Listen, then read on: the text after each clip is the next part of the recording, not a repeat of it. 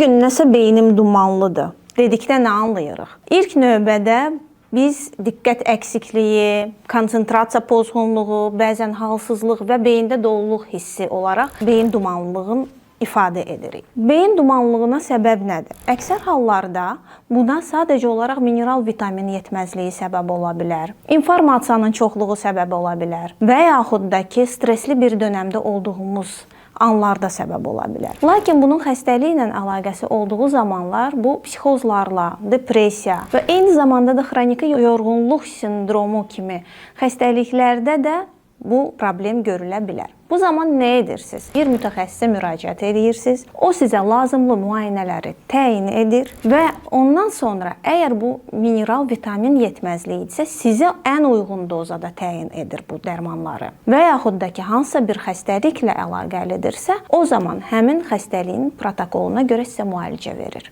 Bax belə.